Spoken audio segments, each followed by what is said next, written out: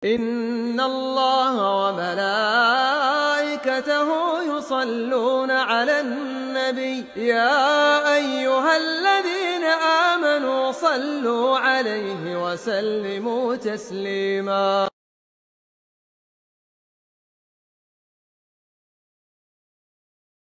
Ustaz, bagaimanakah dengan imam-imam madhab? Apakah mereka juga menetapi manhaj salafi di dalam akidah dan cara beragama mereka?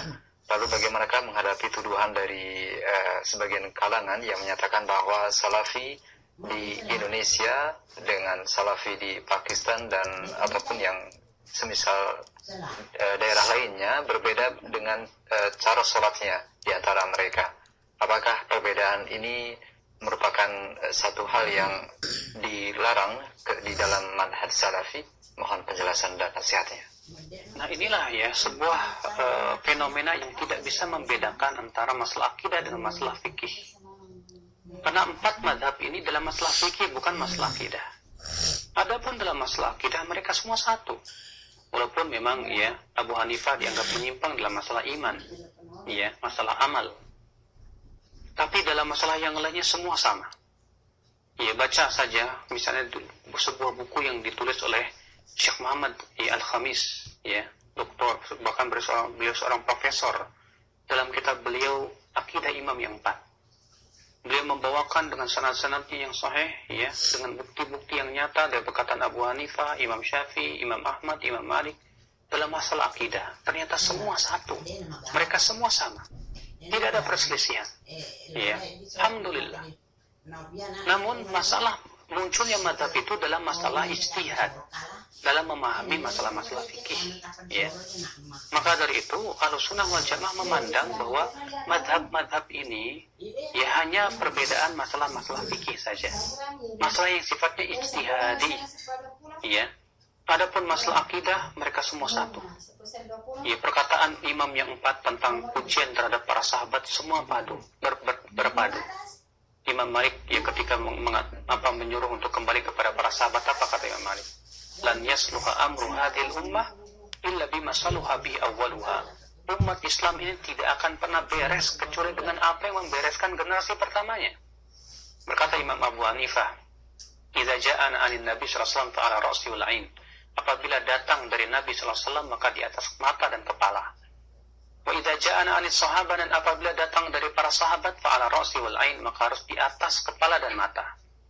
Wa idza ja'ana an ghairihim, tapi kalau datangnya dari selain mereka, fahum rijal wa nahnu rijal. Mereka rijal, aku juga rijal. Iya, kami juga rijal, katanya.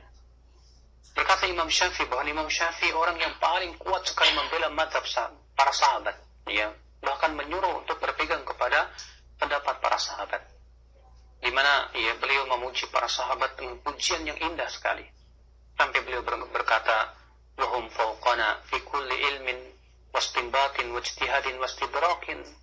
Ya, mereka para sahabat di atas kita pada setiap ilmu, ya ijtihad, istinbat, wa ara'uhum lana Ahmad, dan pendapat mereka lebih terpuji buat kita, wa aulalana min ara'ina indana li anfusina, bahkan lebih berhak untuk kita ikuti dari pendapat kita sendiri. Sampai demikian Imam Syafi'i. Ya. Lalu beliau memberikan sebuah pembahasan bahwa kalau ada seorang sahabat berpendapat dan ternyata tidak diketahui adanya sahabat lain yang mengingkarinya atau menyelisihinya, kata Imam Syafi'i itu ada 2 keadaan. Keadaan yang pertama, pendapat sahabat itu masyhur di kalangan sahabat, tapi tidak ada satupun sahabat yang menyelisihinya, maka jelas itu hujah, kata beliau. Yang kedua, pendapat sahabat yang tidak diketahui adanya menyelisih dari para sahabat, namun tidak masyhur di kalangan mereka, maka kata beliau, fahuwa indana aidan hujjah, maka itu pun menurut kamu itu hujjah. Sampai demikian Imam Syafi'i rahimahullah, yang menyuruh ya untuk berpegang kepada manhaj para sahabat.